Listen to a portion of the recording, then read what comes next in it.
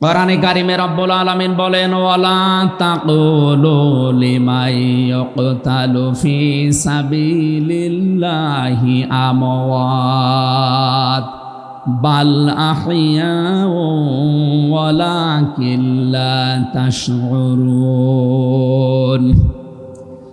সূরা বাকারা 2 নম্বর পারা 2 নম্বর পৃষ্ঠার 12 নম্বর লাইনে আছে এটা। আল্লাহ বলেন, মুখ দিয়ে বলবা না যারা আমি আল্লাহর জন্য শহীদ হয়েছে তাদের মরে গেছে, মৃত্যুবরণ করেছে, তারা মৃত, এ কথা বলবা না। বরং তারা জীবিত, কিন্তু তোমরা টের পাও না। মুখের পরে মানুষ যে তো অন্তরে একটা ধারণা নিয়ে আসতে পারে, এই জন্য মহান আল্লাহ অন্তরে ধারণা করতেও নিষেধ করেছেন। ওয়ালা তাহসাবান্নাল্লাযীনা কুতিলু ফি সাবিলিল্লাহি আমওয়াতা বাল আহইয়াউন ইনদা রাব্বিহিম ইরযাকুন। সূরা আলে ইমরান 4 নম্বর পারার 11 নম্বর পৃষ্ঠা 9 নম্বর 169 নম্বর আয়াতে আছে। আল্লাহ বলেন, ধারণাও করবা না যারে আমি আল্লাহর জন্যে শহীদ হয়েছে, জীবন দিয়েছে, এ মানুষগুলো মারা গেছে, ধারণাও করবা না। মুখে তো বলাই যাবে না, অন্তরে ধারণাও করা যাবে না। বাল আহইয়াউন, বরং তারা জীবিত, ইনদা রাব্বিহিম ইরযাকুন, এবং তারা তাদের রবের কাছে রিজিক পাচ্ছে। বলেন সুবহানাল্লাহ। সুতরাং এই দেশে যারা শহীদ হয়েছে অনেকে এখনো তাদেরকে স্বীকৃতি দিতে চান না।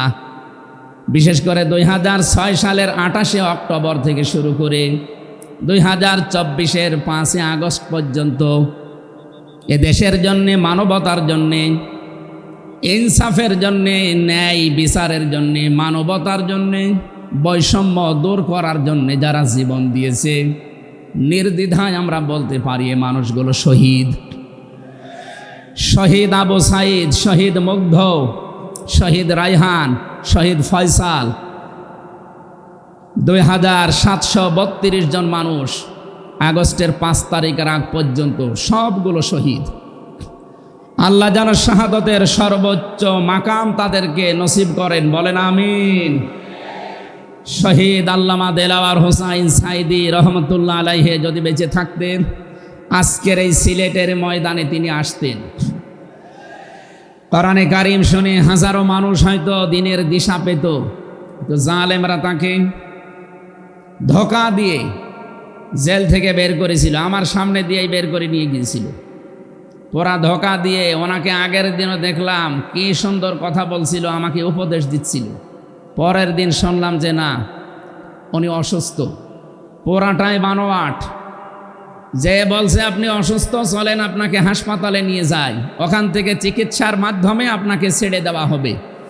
উনি তো আনন্দেই বের হচ্ছিলেন, কিন্তু জালেমদের দুর্বিসন্ধি যে এত গভীরে ছিল কেউ বুঝতে পারে নাই, উনি নিজেও টের পান নাই। এই জন্যে প্রিজন ভ্যান থেকে নামার সময় আমরা দেখেছি একটা তৃপ্তির হাসি দিচ্ছিলেন। বলা হচ্ছে ওনার হাড়ে অসুস্থ ছিল, হাড়ের রোগ ছিল। এই কারণে মানুষের হাড়ে অসুস্থ হলে ওইভাবে মানুষ হাসতে পারে? বলেন। কারারক্ষী যারা সামনে ছিল তাদেরকে লম্বা করে সালাম দিয়েছিলেন, জিজ্ঞাসা করেছিলেন আপনারা কেমন আছেন। একজন হাড়ের রোগী অসুস্থ মানুষ এই কথাগুলো বলতে পারে না, তার মানে এখন পোড়াটা পরিষ্কার, তাকে হত্যা করা হয়েছে। নবীজির কথা, দেওয়াল চাপা পড়ে মরলে যদি শহীদ হয়, সাপে কেটে মরলে যদি শহীদ হয়, নদীতে ডুবে মরলে যদি শহীদ হয়, গাছের নিচে পড়ে যদি মরে শহীদ হয়, অ্যাক্সিডেন্টে মরলে যদি শহীদ হয়, যাকে অন্যায়ভাবে মেরে ফেলা হয়েছে অবশ্যই তিনি শহীদ। আল্লাহ রাব্বুল আলামিন তার গোলামের 50টা বছরের কোরআনের খেদমত যেন কবুল করেন, জান্নাতের সুউচ্চ মাকাম নসিব করেন, বলেন আমিন। আজকে তার সন্তানও আসবে, কলিজার টুকরা সন্তান আলহাজ শামীম বিন সাইদি অলরেডি চলে এসেছে, ও গতকাল শেষ হয়ে গেছে। আমাকে সিলেট পর্যন্ত আনার পেছনে আপনাদের যে সমস্ত মানুষগুলো ভূমিকা পালন করেছে, আমার শ্রদ্ধাভাজন উস্তাজ, ইসলামিক চিন্তাবিদ, শিক্ষাবিদ আলহাজ মাওলানা আব্দুস সালাম আল মাদানী আতালাল্লাহু উমরাহু ওয়া বারাকাল্লাহু ফি হায়াতি, সকলে বলেন আমিন। আমরা যে কথা বলতে চাই, কোরআন আমরা শুনতে এসেছি, আমরা মানুষ। ওয়ালাকাদ কাররামনা বানি আদম, আমি বনি আদমকে সম্মানিত করেছি। অথচ এই সম্মানিত সৃষ্টির অসম্মান করার জন্য এই 15.5 বছরে অনেকেই সিনিমিনি খেলছিল। আল্লাহ তাদের সমস্ত কাজকে নস্যাৎ করে দিয়েছেন। কোরআনের ভেতরে আমরা জেনেছি, কোনো জালেম যদি চেয়ারে বসে তাহলে সর্বপ্রথম 2টা কাজ করে। সূরা নমলের 34 নম্বর আয়াতে আল্লাহ দলিল দিয়েছেন, ইন্নাল মুলুকা ইযা দাখালু ক্বরিয়াতান আফসাদুহা ওয়া জাআলু আ'iজ্জাতা আহলিহা আদিল্লা ওয়া কাযালিকা ইয়াফআলুন। আল্লাহ পাক বলেন, জালেম যদি ক্ষমতায় বসে তার প্রথম কাজ হয় সে বিশৃঙ্খলা তৈরি করে জমিনে। আমরা দেখতে পেয়েছি 15.5 বছরে প্রায় 52টার উপরে বিশৃঙ্খলা তৈরি হয়েছিল। 2 নম্বরে ওয়াজাআলু আ'iজ্জাতা আহলিহা আদিল্লা, ওই দেশের যারা সম্মানিত নাগরিক, সম্মানিত মানুষ যারা, তাদেরকে সে অপমান করে, অপদস্থ করে। এই দেশের সবচাইতে সম্মানিত মানুষ যারা আমরা দেখতে পেয়েছি তারা আলেম, অথচ এই বাতিলের টার্গেটই ছিল আলেমরা। এই যারা সম্মানিত মানুষদের যারা সম্মান করে, অপদস্থ করে, তাদেরকে হেয় প্রতিপন্ন করে, এটা জালেমদের 2 নম্বর কাজ। তার মানে কোরআনের এই আয়াত অনুযায়ী প্রতীয়মান হয় যারা ছিল এরা জালেম। জবান খুলে বলেন এরা কি? স্পষ্ট ভাষায় বলছি, যারা জালেম এরা আল্লাহর মামলার আসামি। কথাটা খুব হালকা মনে হচ্ছে। সূরা শূরা 25 নম্বর পারা 6 নম্বর পৃষ্ঠা 13 নম্বর লাইনের 42 নম্বর আয়াতে আছে, ইন্নামাস সাবিলু আলাল্লাযীনা ইয়াযলিমুনান নাস। আল্লাহ পাক বলেন, অবশ্যই আমি নিজে মামলা দায়ের করব তাদের বিরুদ্ধে যারা মানুষ হয়ে মানুষের উপরে জুলুম করে। আল্লাহ ইয়াজলিমুনাল মুসলিমুনা দেননি, ইয়াজলিমুনান নাস দিয়েছেন। ইয়াজলিমুন শব্দটা মোজারে, আরবি গ্রামার অনুযায়ী এটা বর্তমান, ভবিষ্যৎ, প্রেজেন্ট, ফিউচার, 2টা কাল নিয়ে শব্দ গঠন করা। তার মানে এখন যারা এ পৃথিবীতে মানুষ হয়ে মানুষের ওপরে জুলুম করছে, ভবিষ্যতেও যারা করবে, তাদের কিছু পরিণতির কথা আমরা কোরআনে জেনেছি।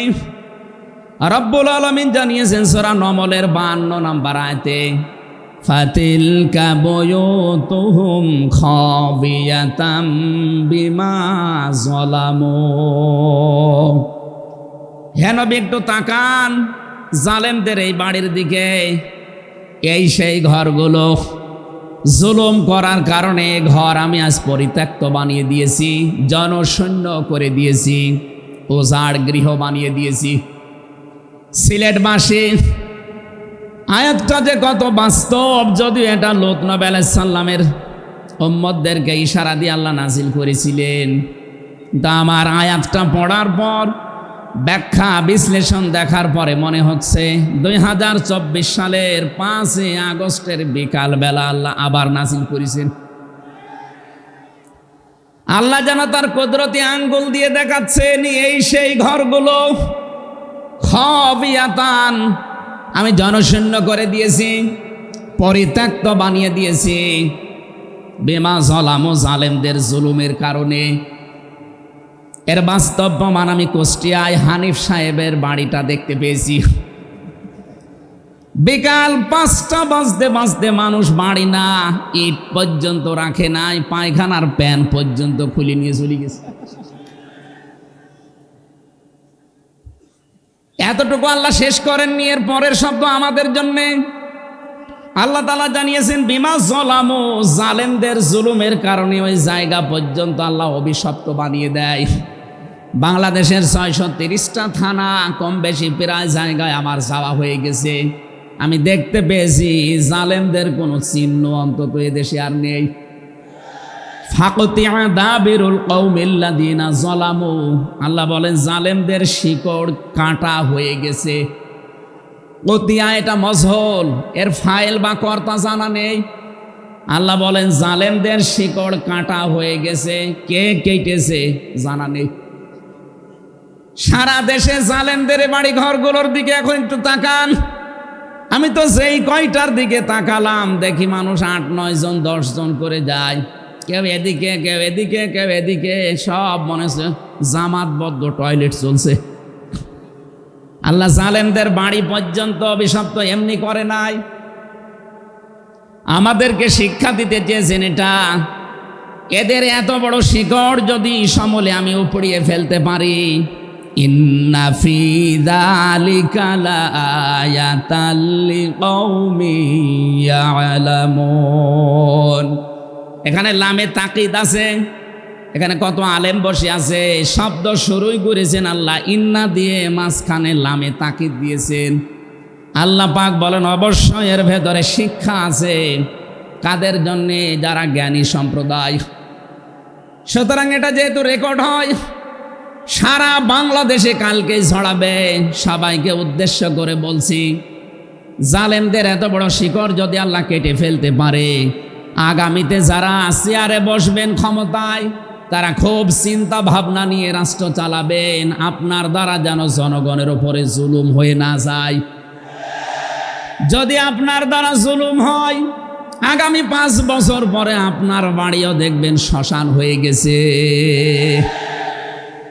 আমি আশা করি আমার বক্তব্য আপনারা বুঝেছেন, এবং রেকর্ড হওয়ার পরে যারা শুনবে তারাও বুঝবে।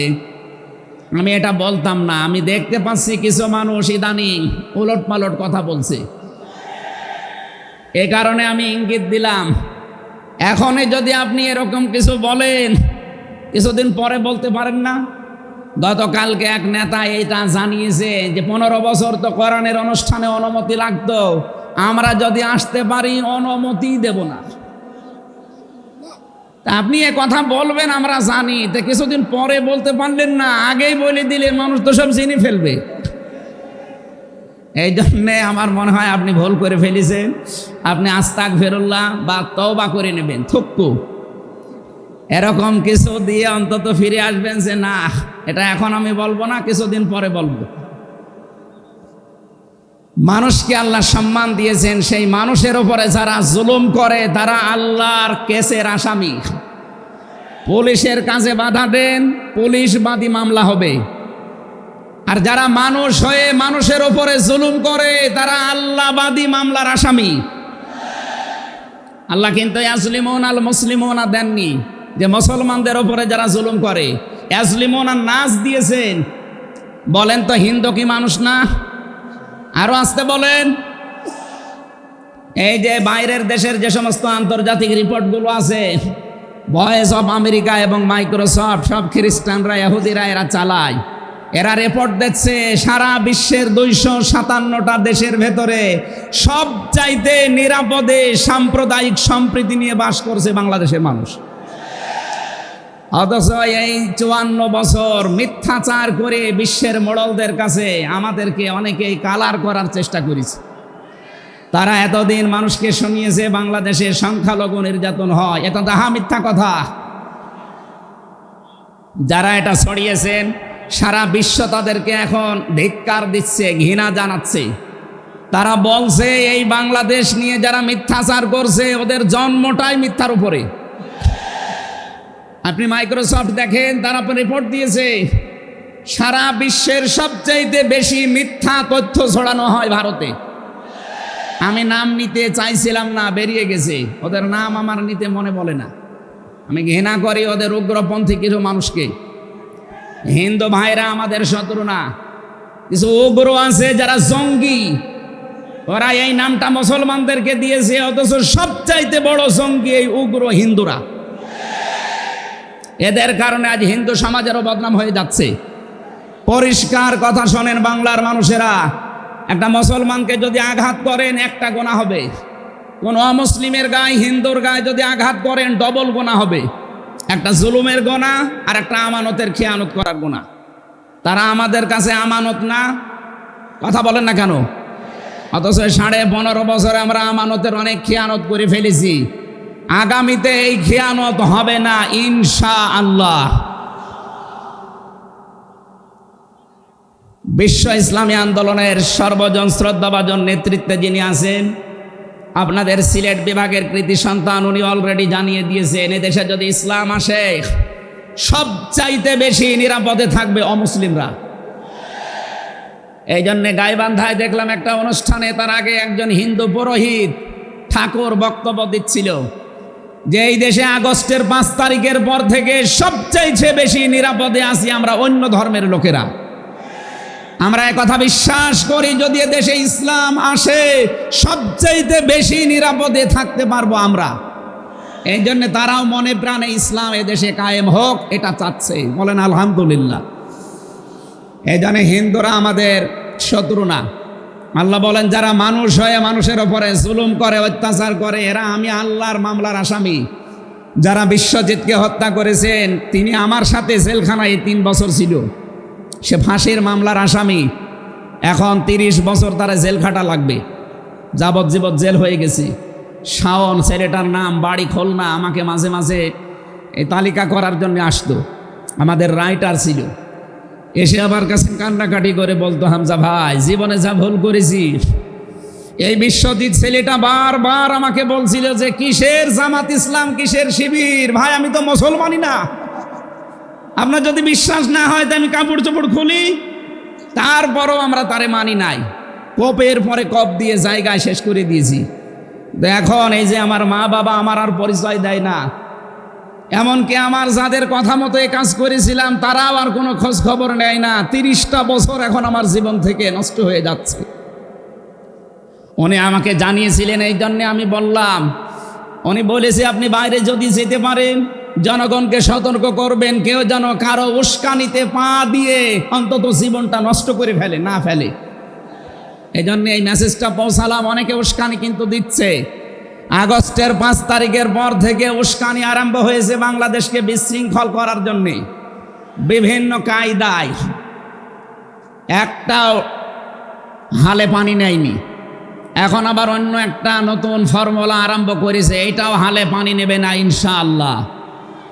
সুতরাং যারা পালিয়ে গেছে তাদের উস্কানিতে পা দিয়ে যদি এই দেশে কেউ বিশৃঙ্খল পরিবেশ তৈরি করতে চান, একটু গোপালগঞ্জের দিকে আপনি মাঝে মাঝে তাকাবেন। পেছনে কিভাবে লাল করে দিয়েছে প্রশাসন দেখেননি? ওই সময় শুনতাম গোপালগঞ্জ থেকে ঢাকায় আসলে, বসে আসলে 300 টাকা, দাঁড়িয়ে আসলে 1000 টাকা। কি অবস্থা করেছিল, এটা দেখেও আপনার শিক্ষা হয় না। এই জন্যে আমি সতর্ক করছি, আগামী থেকে আমরা যেন কারো উস্কানিতে পা দিয়ে বিশৃঙ্খল পরিবেশ তৈরি করে দেশটা অন্তত 9 রাজ্যের স্বর্গরাজ্য আমরা তৈরি করে না ফেলি। আল্লাহ যেন আমাদেরকে তৌফিক দেন কথা মেনে নেওয়ার, বলেন আমিন। তাহলে যারা মানুষ হয়ে মানুষের উপরে জুলুম করেছে তারা মামলার আসামি কার? আরো জোরে বলেন কার?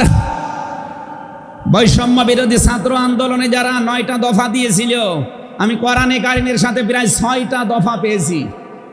সূরা নমলের নাহাল, সূরা নাহালের 90 নম্বর আয়াতে 6টা আছে, আর বাকি জায়গা থেকে তারা আরো 3টা নিয়েছিল। তারা প্রথম যেটা নিয়েছে ওই ওয়ান জাস্টিস, আমরা ন্যায় বিচার কায়েম করতে চাই, এটা আল্লাহ 1500 বছর আগে জানিয়েছেন। সুবহানাল্লাহ বলতে পারেন নাই?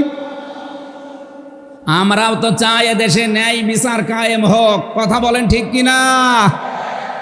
আর কোরআনে কারিম ছাড়া ন্যায় বিচার কায়েম করা সম্ভব না।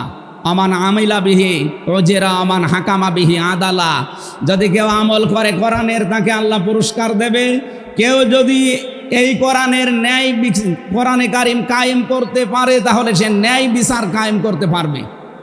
সুতরাং এদেশে যারা শহীদ হয়ে গেলেন জীবন দিয়ে, তাদের যে উদ্দেশ্য, এ উদ্দেশ্য যেন সামনে সফল হয়, আমরা সবাই সেই চেষ্টায় থাকব ইনশাআল্লাহ। সতর্ক করছি এ কারণে, 1628 জন মানুষ দায়িত্বে ছিলেন বাংলাদেশে, ডাইরেক্ট ইনডাইরেক্ট মিলে। এরা আমরা যতদূর দেখতে পেয়েছি, আমার জেল জীবনের 3টা বছর ফাঁসির কন্ডেম সেলের ভেতরে আমি দেখেছি বাস্তবতা। এই 1628 জন কম বেশি এরা জুলুমের সাথে জড়িত। কেউ সরাসরি জালেম, কেউ জালেমের দোসর। কথা বলুন, জালেমরা টার্গেট কার? আরো জোরে। এজন্য আপনারা আল্লাহর মামলার আসামি। বাদী যত বড় হয় মামলা তত কঠিন হয়। আমাদের মামলা, আলেমদের মামলার বাদী সব ছিল সরকার। এই জন্য আলেমদের কোনো জামিন নেই। আমার মামলা 30 বারের উপরে উঠেছে, সিএমএম কোর্ট, জজ কোর্ট, হাইকোর্ট মিলে। জামিন হবে না, কারণ আমার নামের আগে আলেম আছে। আমার নামের আগে যদি লয়দির কি গ থাকতো, আমি 3 বছর না 3 দিনও আমার জেলে থাকা লাগতো না। আমাকে ধরার পরে তারা অফার দিয়েছিল, যা যা বলতে বলি এইগুলো শুধু বলবেন, কালকে আপনাকে আমরা ছেড়ে দেব না। এত মিথ্যা কথা বলা আমার দ্বারা সম্ভব না। বলে তাহলে যান। এই যে দিয়ে দিল, ন্যায় বিচার কায়েম হচ্ছে দেশে, এই কথা তারা মানুষকে শোনাতো। পুরাটাই চলেছে 15.5 বছরে, পুরা অবিচার আর অন্যায়। এই জন্য যারা আল্লাহর মামলার আসামি, আপনি ভাবতে পারেন বিষয়টা কত কত বড় বিষয়। আল্লাহ নিজে মামলার বাদী, নিজে বিচারপতি, নিজে রায় দেবেন। এই জন্য জালেমদের একুলো শেষ, অকুলো শেষ। মানুষ হিসাবে আমরা মানুষকে সামনে সম্মান দিয়ে চলবো ইনশাআল্লাহ। দরুদ আর সালাম পড়ছি আমাদের নবী, মানবতার মহান শিক্ষক মুহাম্মদুর রাসূলুল্লাহ সাল্লাল্লাহু আলাইহি ওয়াসাল্লামের প্রতি। বিশ্ব নবীকে আল্লাহ পড়া কোরআন শরীফে, এই যে কোরআনের যে আয়াত পড়লাম আমরা, সূরা বাকারার 208 নম্বর আয়াত আমরা তেলাওয়াত করেছি। এ কোরআনে কারিম পড়তে হলে প্রতিটি অক্ষর, 29টা অক্ষর আমরা আছে জানি আরবি, প্রতিটি অক্ষর দিয়ে নবীজিকে আল্লাহ ডাক দিয়েছেন একটা সুন্দর এবং উত্তম নাম নিয়ে। বিশ্ব নবীকে আল্লাহ আলিফ দিয়ে জানিয়েছেন আহমাদ, তিনি প্রশংসিত।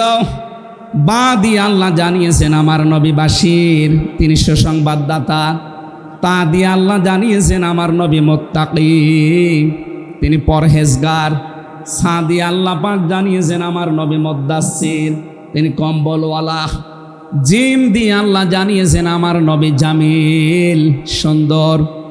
হা দিয়ে আল্লাহ জানিয়েছেন আমার নবী হামিম, অন্তরঙ্গ বন্ধু। খ দিয়ে আল্লাহ জানিয়েছেন আমার নবী খাতামান নাবিয়্যিন, শেষ নবী। এভাবে বলতে বলতে সর্বশেষ অক্ষরে যে দেখবেন ইয়াসিন। বলেন আল্লাহু আকবার। তাফসিরে কাবীর আল্লামা ফখরুদ্দীন রাজি রহমতুল্লাহ আলাইহি এই সিন শব্দের তিনি 5টা ব্যাখ্যা দিয়েছেন। তিনি লিখেছেন সিন মানে সাজ্জিদুল আলামিন, সিন মানে সাজ্জিদুল বাশার, সিন মানে সাজ্জিদুল কাউনাইন, সিন মানে সাজ্জিদুল আম্বিয়া, সিন মানে সাজ্জিদুল মুরসালিন। এক একটা শব্দের ভেতরে হাজার হাজার কথা তিনি দিয়েছেন। আমি একটা বলছি, সিন মানে সাজ্জিদুল আলামিন। শুধু আলম না, আলামিন বহু বচন। এই পৃথিবীতে 257টা রাষ্ট্র আছে। যত জগৎ আল্লাহ বানিয়েছেন, আপনি যে জগতেই বাস করেন না কেন, মুহাম্মদুর রাসূলুল্লাহকে আপনাকে নেতা মানা লাগবে, আদর্শ মানা লাগবে। কারণ আল্লাহর ঘোষণা দেওয়া নেতা একজন। আল্লাহ পৃথিবীর অন্য কাউকে হে নেতা এ শব্দ বলেননি। শুধু আমাদের নবী, আপনার নবী মুহাম্মদুর রাসূলুল্লাহকে জানিয়েছেন ইয়াসিন, হে নেতা। আয়াতের তাফসিরে আমি আরেকটা আয়াত পেয়েছি, সূরা হুদ 12 নম্বর পারা 12 নম্বর পৃষ্ঠার 1 নম্বর লাইনের 98 নম্বর আয়াত। এটা তাফসিরে ফি জিলালিল কোরআনে পাবেন। আমি সামারাইজ করে বলছি, যদিও ফেরাউন সম্পর্কে এটা নাজিল হয়েছে। সাইয়্যিদ কুতুব রহমাতুল্লাহ আলাইহি তাফসির করতে গিয়ে তিনি লিখেছেন, যেই নেতা জাহান্নামে যাবে কিয়ামতে, ওই দলের নেতার যত অনুসারী আছে, যত মানুষ তাকে অনুসরণ করত, সব অনুসারীরা তার সাথে জাহান্নামে যাবে। এটা বাংলাদেশের সাথে খুব দরকার, এজন্য আমি সতর্ক করলাম।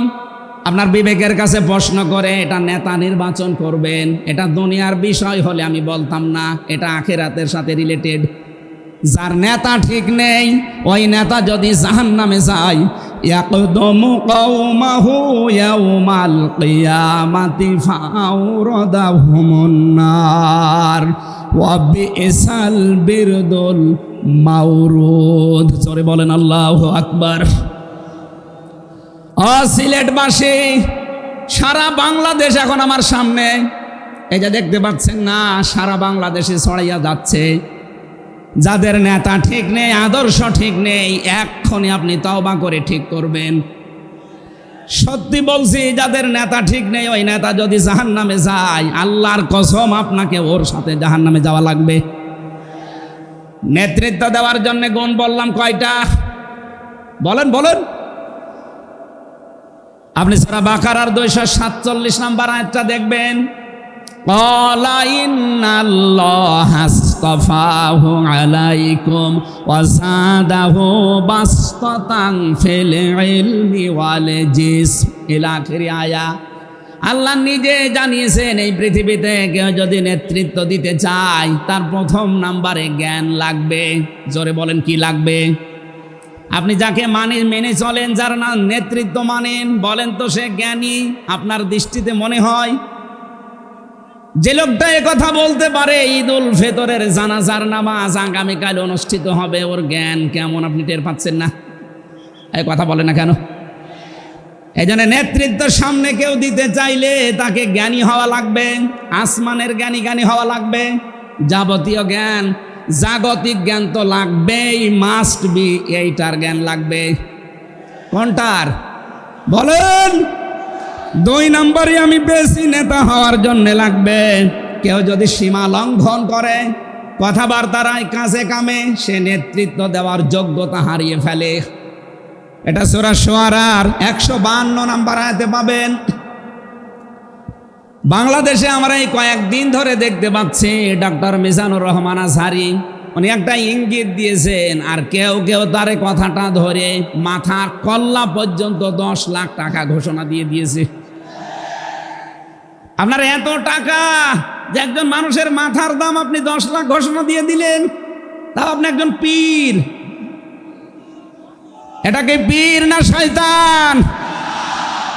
দুদককে বলবো, যারা 10 লাখ টাকা মানুষের মাথা ঘোষণা দিতে পারে তার টাকা আছে কত আপনারা খোঁজ নিন। কথা বলেন না কেন? এই পীরগুলোকে আমরা মানুষকে 50,000, 5 লাখ, 10 লাখ টাকার কম্বল বিতরণ করতে দেখি না এই শীতে। তারা মানুষের মাথা চায় 10 লাখের বিনিময়ে।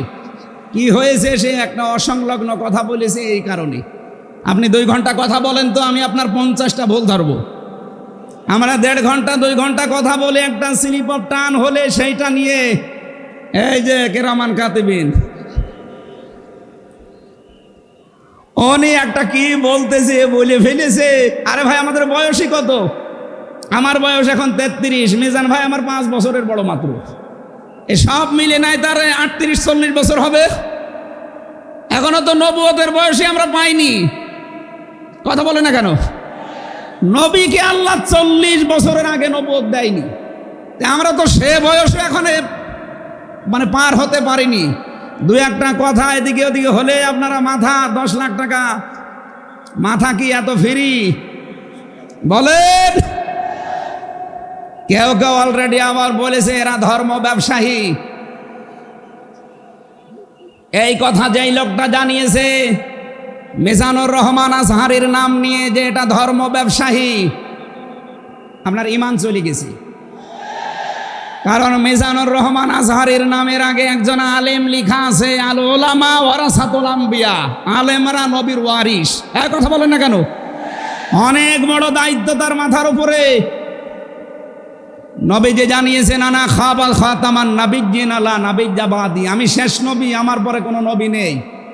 এ কথার ভেতর একটা ইঙ্গিত আছে, নবী শেষ, তারপরে নবী নেই।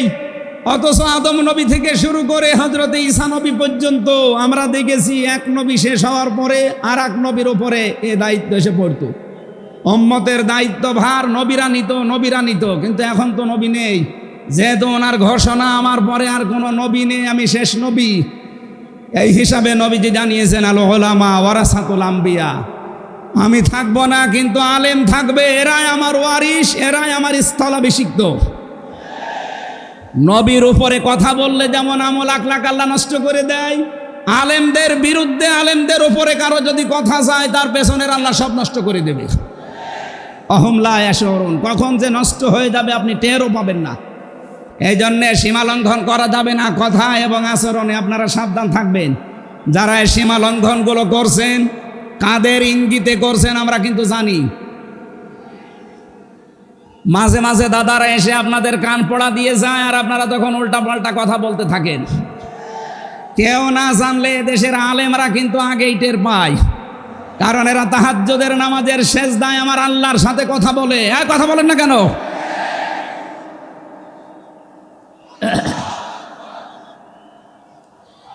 ঠিক আছে,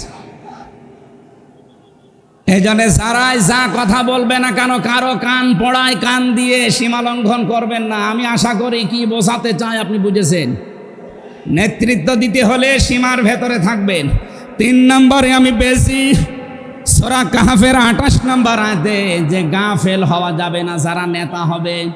অথচ এই দেশে আমরা দেখি এই 54-53 বছরে যারা নেতৃত্ব দিয়েছে অধিকাংশগুলোই গাফেল। আল্লাহর এই কোরআন সম্পর্কে তারা গাফেল, মানবতা সম্পর্কে তারা গাফেল ছিল। 4 নাম্বারটাই বেশি সূরা নিসা, এইটা আমার মনে হয় না বলাই ভালো। না, এইটা বললে সমস্যা আছে। আমি শুধু আয়াত বলে দিচ্ছি, বাড়ি যে মিলান, আমি বাংলাও বলবো না। সূরা নিসা 5 নাম্বার পারার 2 নাম্বার পৃষ্ঠার 11 নাম্বার লাইনের 34 নাম্বার আয়াত। আল্লাহ রাব্বুল আলামিন, বাংলা বলবো, আর রিজালু কাওয়ামুনা আলান নিসা, নেতা হবে পুরুষ, মহিলা নেতা হতে পারবে না। এটা একটু আস্তে বলেন, আমার ভয় করে। এই জন্য আমরা সামনে যারা নেতা হবে তারা যেন পুরুষ হয়। কথা বলেন ঠিক কিনা? নবীজি জানিয়েছেন, লা ইউফলিহা কওমুন, ওই জাতি কখনো সফল হতে পারে না যে জাতির নেতৃত্বে কোনো মহিলা বসে আছে। আমার এই হাদিসটা 100% বিশ্বাস হয়। আপনাদের না 98 ভাগ? এই হাদিস 100% বিশ্বাস করেন কারা? দেখি, লিল্লাহে তাকবীর। হ্যাঁ, দেখেন তো, হাত তোলেনি কে? আলহামদুলিল্লাহ। ঠিক আছে, বসেন বসেন বসেন, তাফসীর মাহফিলে বসেন।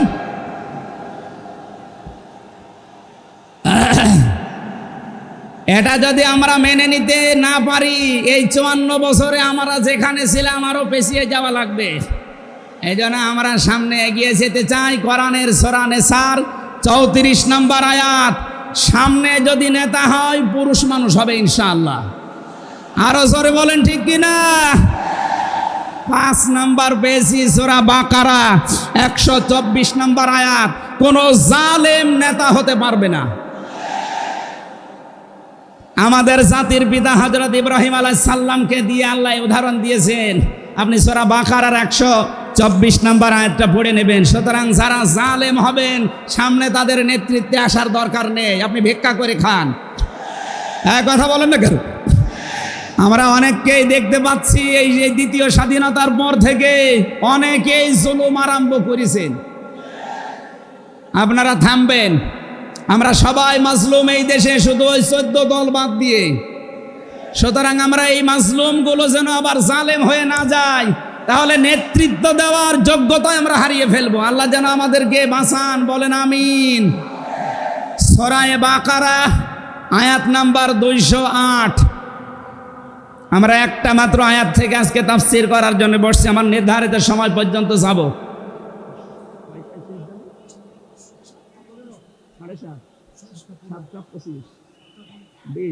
ঠিক আছে, জবান খুলে দিয়ে আগে পড়ে না, আউযু বিল্লাহি মিনাশ শাইতানির রাজিম, বিসমিল্লাহির রহমানির রহিম, ইয়া আইয়ুহাল্লাযীনা আমানু দুখুলু ফিস-সিলমি কাফা। এ পর্যন্ত থাক। যেহেতু ডক্টর মিজানুর রহমান আজহারি আর 20-25 মিনিট পরে চলে আসবে, এই জন্য আমরা এ পর্যন্ত থাক। 3 ভাগের 1 ভাগ আমরা পড়লাম। সূরা বাকারা আল্লাহ তাআলা ডাক দিয়েছেন ইমানদারকে। কাকে বলেন তো? আমরা ইমানদার না বেঈমান? ইমান আনার আগে একটা কাজ করা লাগে। আল্লাহর ঘোষণা, ফামাই ইয়াকফুর বিত-তাগুত ওয়া ইউমিন বিল্লাহ। কেউ যদি ইমান আনতে চায় তার প্রথম কাজ হবে সে যেন তাগুত ছেড়ে দেয়। এদিকে কি মানুষের চাপে, মানুষের চাপে এগুলো হচ্ছে নাকি? আপনারা একটু ধৈর্য ধরেন। আসলে এনাদের তো আর জায়গা নেই, আর কোথায় পাবে জায়গা? এখানে শুনলাম আসার আগে 8 থেকে 10 লাখ মানুষের ওনারা ব্যবস্থা করেছে। এরপরও বাইরে যে অবস্থা দেখলাম, কমপক্ষে 15 থেকে 16 লাখ মানুষ আজকে এই সিলেটের ময়দানে এসেছে কোরআন শোনার জন্য। আলহামদুলিল্লাহ। সম্মানিত ভাইরা, আমরা যেটা বলতে চাচ্ছি, ঈমান আনার আগে আল্লাহর নির্দেশ যে তাগুত ছেড়ে দাও, তাহলে ফাকাদ ইসতামসাকা বিল উরওয়াতিল ওয়াসকা, এমন একটা মজবুত রশি ধারণ করতে পারবা, লাং ফিসামা লাহা, যা ছিঁড়ে যাবে না। এ বাংলাদেশ সহ বিশ্বে আমরা যারা ইমানের দাবি করি, অনেকে তাগুত ছেড়ে না দিয়ে ইমান এনেছি। এজন্য বিপদ আসলে ইমান আর টেকে না। পক্ষান্তরে যারা তাগুত ছেড়ে দিয়ে ইমানের দাবি করতে পেরেছে, এই মানুষগুলোর ইমানের যত পরীক্ষা হয় তাদের ইমান তত মজবুত হয়। শহীদ আল্লামা দেলাওয়ার হোসাইন সাঈদী তার 1 নম্বরে প্রমাণ। কথা বলেন না কেন? 13টা বছর জীবনে একটা ঘরে কাটিয়েছে, তারপরও তিনি মাথা নত করেন নাই। কারণ তাগুত ছেড়ে দিয়ে ইমান এনেছিলেন। তাগুত ছেড়ে না দিয়ে যদি ইমান আনতেন তিনি টিকে থাকতে পারতেন না। আমি বহু মানুষ জেলে দেখেছি, বহু আলেমকে দেখেছি, তারা টিকে থাকতে পারে না, আল্লাহকে পর্যন্ত দোষারোপ করে। ডক্টর শফিকুল ইসলাম মাসুদ দেলাওয়ার হোসেন শিবিরের সাবেক সভাপতি, নাম নিয়ে বলছি এই কারণে, এই মানুষগুলো ইমান এনেছিল তাগুত ছেড়ে দিয়ে। দেলাওয়ার ভাইকে তার গরম করে লজ্জাস্থানে ঢুকিয়েছে, পুরুষাঙ্গ নষ্ট করে দিয়েছে। 57 দিন লোকটা রিমান্ডে ছিল, তারপরও টলাতে পারে না জালেমরা। কিন্তু যারা ইমান এনেছে তাগুতের সাথে মিল মহাব্বত রেখে, আপনি তাকান, আগস্টের 5 তারিখের পরে তারা অনেকেই বেঈমান হয়ে গেছে। জাতীয় মসজিদের সাবেক ইমাম, কথা বলে না কেন? 5 তারিখের পরে পালিয়েছে, পৃথিবীর ইতিহাস পাল্টিয়ে দিয়েছে। জাতীয় মসজিদের ইমাম পালিয়ে যায়, এটা একটা লজ্জা না? এমপিরা নাই পালিয়ে গেল, তা আপনি কেন পালাবেন? কিছুদিন পরে জোর করে এসেছিল ইমামতি আবার করব, জনগণ জুতা দিয়ে পিটিয়েছে। পরের দিন স্ট্যাটাস দিয়েছে, জনগণ জুতা দিয়ে পিটিয়েছে, তাই কি আমার গায়ে লাগেনি। মানুষ কত নিচে নামতে পারে। তার বাবা তো একজন ভালো মানুষ ছিল, একজন আলেম ছিল, কি এসেছে আল্লাহ জানে। একটা জালেমাকে সে নাম দিয়েছে কওমি জননী। এই নামটা যেই দিন দেয় সেদিন জেলখানায় ওনার নামে বদদুয়া হয়েছে। মাওলানা মামুনুল হক সহ যত আলেম ছিল আমরা এক জায়গায়, ওনারা বলছিল যে করল কি? হেফাজত ইসলামের 13 সালে এতগুলো মানুষ হত্যাকারী যার হাতে রক্ত লেগে আছে, আর সেই লোকটাকে নাম দিয়ে দিল কওমি জননী। আমাদের মাথা কাটা গেল। এরকম হাজারো আলেম, হাজারো পীর, হাজারো মুসলমানের দেশে ইমান রাখতে পারে নাই, কারণ তাগুতের সাথে সম্পর্ক রেখে ইমানের দাবি করত। আল্লাহ বলেন ইমান আনতে হলে আগে তাগুত ছেড়ে দাও, এরপরে ইমানের দাবি করো। উদখুলু ফিস-সিলমি কাফা, ইমানদার যারা তারা প্রবেশ করো পুরোপুরি ভাবে ইসলামের। এখানে সিলমন বা সালমন, সিনের উপরে জবর দিলে হয় সালমন মানে শান্তি, সিনের নিচে জের দিলে হয় সিলমন মানে ইসলাম। আল্লাহ রাব্বুল আলামিন ইমানদারকে ডাক দিয়ে জানিয়েছে তোমরা প্রবেশ করো। যেহেতু সিলমনটা আছে, এই জন্য ইসলাম নেওয়া লাগবে। আমি যতগুলো তাফসীর বিশ্ববিদ্যালয়ে থাকাকালীন মিলিয়েছিলাম এই সিলমন দিয়ে। আমি ভার্সিটিতে থাকাকালীন প্রায় 42টার উপরে এক জায়গায় মিলিয়েছি, যে দেখি সবাই কি বলে।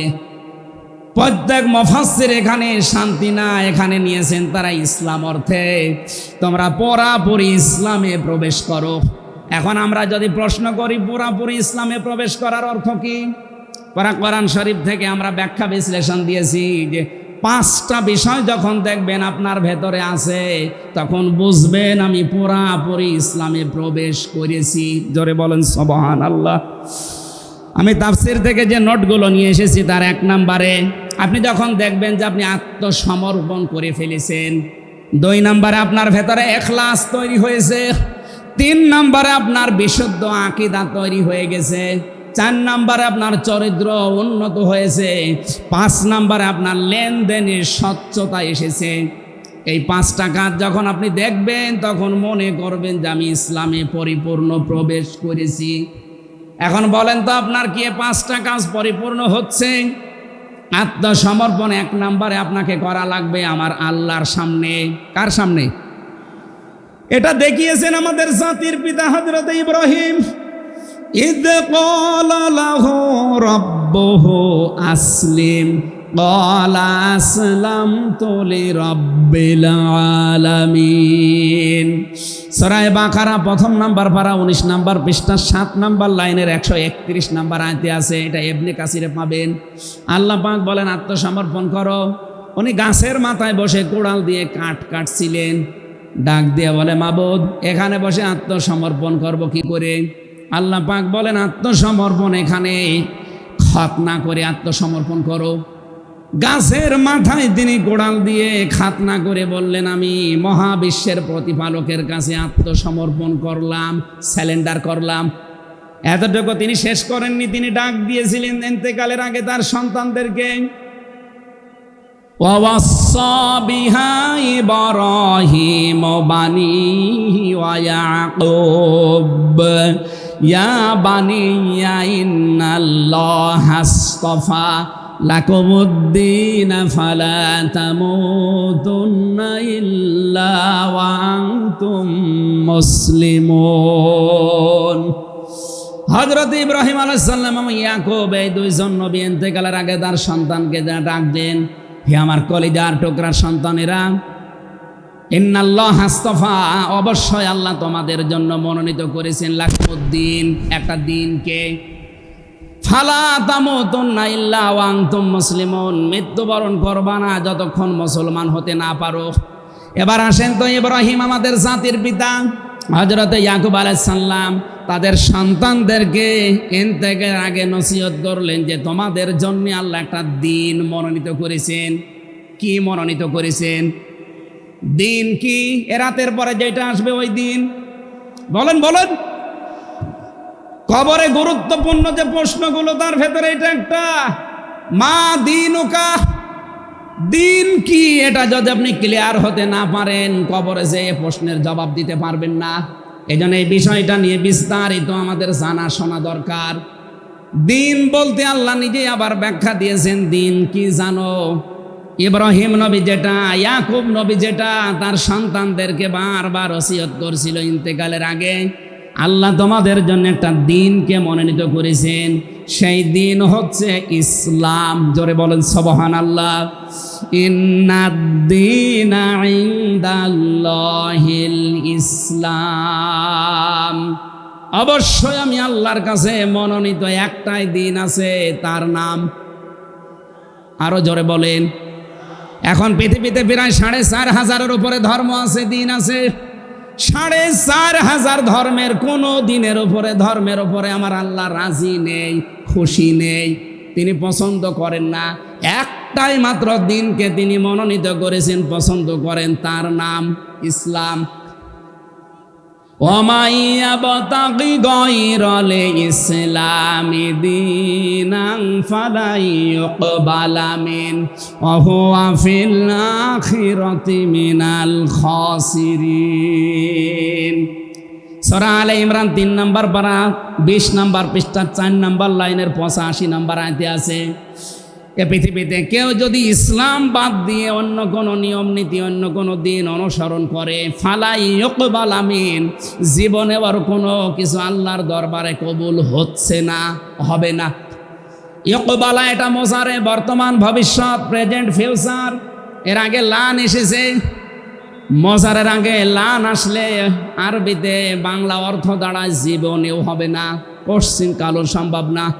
আল্লাহ যদি গ্যারান্টি দিয়ে বলে ইসলাম বাদে অন্য কোনো নিয়ম নীতি দিয়ে অন্য কোনো ধর্ম পালন করলে আমি আল্লাহ রাজি হব না, কেউ রাজি করাতে পারবে? এতটুকু আল্লাহ শেষ করেননি, পরেরটা আরো কঠিন। অহুয়া ফিল আখিরাতি মিনাল খাসিরিন। আল্লাহ পাক বলেন ওই লোকটা সবচাইতে বড় ক্ষতিগ্রস্ত হবে আখিরাতে। বলেন নাউজুবিল্লাহ। সিলেটবাসী আমাদের জীবন এদিকে ওদিকে করে হয়তো কেটে যাবে, কিন্তু মরণের পর আমরা যদি ক্ষতিগ্রস্ত হয়ে যাই, এই আসল জীবনে যদি আমাদের নষ্ট হয়ে যায়, তাহলে আমরা এই ভুল পথে থেকে আমাদের জীবনটা নষ্ট করব কোন কারণে? যত নিয়ম নীতি আছে আজকে থেকে সব মাইনাস করবেন, সব বাদ দিয়ে দেবেন। ইসলাম বাদ দিয়ে কোনো নিয়ম নীতি দিয়ে আল্লাহকে রাজি করানো যাবে? তাহলে ইসলাম বাদ দিয়ে বিয়ে শাদী হবে? বলেন বলেন। ইসলাম বাদ দিয়ে পরিবার নীতি হবে? ইসলাম বাদ দিয়ে রাজনীতি হবে? এটা হতে পারে। হ্যাঁ, কিছু মানুষ এখন কথাই আরম্ভ করেছে যে উঠলে আপনি রাজনীতির কথা বলেন। আরে ভাই, রাজনীতি যদি কোরআনে না থাকতো আমি ওই আয়াতটাই পড়তাম না। এর ভেতরে নামাজের কথা মাত্র 82 জায়গায় আছে। কয় জায়গায়? বলেন বলেন। রোজা রাখা ফরজ মাত্র 1 জায়গায় আছে।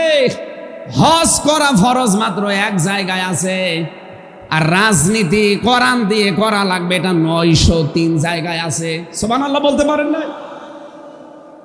কোরআন শরীফ আমি যতটুকু পড়েছি আমার এতটুকু আয়ত্ত হয়েছে। নামাজের চাইতে, হজের চাইতে, যাকাতের চাইতে সব চাইতে বেশি আলোচনা দিয়েছেন আল্লাহ রাজনৈতিক বিষয়ে। তো সেইটা যদি আমি বলতে না পারে যে আমি কি রামায়ণ থেকে, গীতা থেকে আপনাদের আলোচনা শোনাবো? এজন্য সাফ কথা, দিন ইসলাম, ইসলাম বাদ দিয়ে অন্য কোনো নিয়ম নীতি মানা যাবে না। আমি সেদিন যশোরে এক কলেজের অধ্যাপককে, বিসিএস ক্যাডার উনি, ওনাকে বলেছিলাম আপনাকে জোর করি না স্যার, আপনি শুধু আমার ধর্মীয় গ্রন্থ এই কোরআনে কারিম একটু বুঝে বুঝে পড়েন। 3 মাস সময় দিলাম আপনাকে। 3 মাস পরে, যেহেতু জ্ঞানী মানুষ, 3 মাসের পরে দেখি মুসলমান হয়ে গেছে। এজন্য অন্য ধর্মের যারা আছেন, রেকর্ড হচ্ছে, আপনাদেরকে আমরা জোর করব না। আমাদের ধর্মে জোর নেই, লা ইকরাহা ফিদ্দিন। আমাদের ধর্মে জোর আছে, জবরদস্তি নেই, জোর নেই। এই জন্যেই তো 850 বছর এই এলাকা মুসলমানরা শাসন করেছে, একটাও মন্দির ভাঙে নাই। অথচ আমরা আমাদের প্রতিবেশী রাষ্ট্রে দেখতে পাচ্ছি এরা অনেকগুলো মসজিদ অলরেডি ভেঙে দিয়েছে, ধোয়া ধোয়া তুলে। ওরা বলছে 500 বছর আগে এখানে নাকি মন্দির ছিল। বিশ্বের মানুষেরা দেখি মাটির নিচে তেল পায়, গ্যাস পায়, আরে শয়তানরা শুধু মাটির নিচে মন্দির পায়। আপনাদের পূর্বপুরুষেরা আল্লাহর ঘর ভাঙতে এসে কাজ ফিম মাকুল হয়ে গেছে।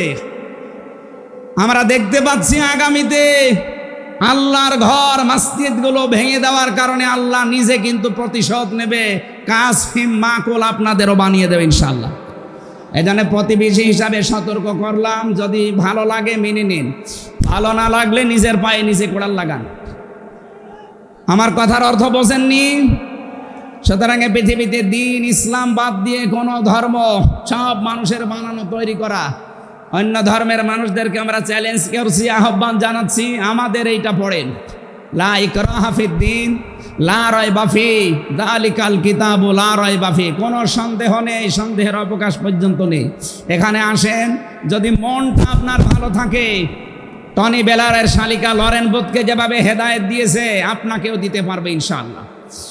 সে আহ্বান রেখে, এখনো যেহেতু 4টা অর্থ ছিল, আপনি যে ইসলামে প্রবেশ করেছেন তার দ্বিতীয় অর্থ আপনি দেখবেন যে আপনার ভেতরে ইখলাস আছে কিনা।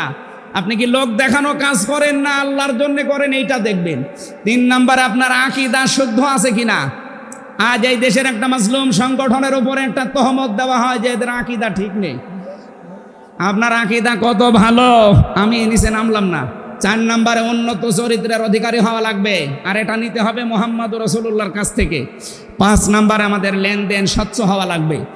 আপনারা তাফসীর শুনতে এসেছেন, আমরা বিস্তারিত আর বলতে পারলাম না আজকে, কারণ আমার সময় শেষ হয়ে গেছে। আগামীতে কিছুক্ষণ পরে যেহেতু ডক্টর মিজানুর রহমান আজহারি ভাই আসবে, ওনার কাছে আমরা আরও গুরুত্বপূর্ণ কথা শুনবো আজকের কথাগুলো আল্লাহ আমাদের জীবনে প্র্যাকটিক্যাল লাইফে আমল করার তৌফিক দিন, আমিন। বারাকাল্লাহু লানা ওয়া লাকুম ফিল কোরআনিল আযীম। আসসালামু আলাইকুম ওয়া রাহমাতুল্লাহ।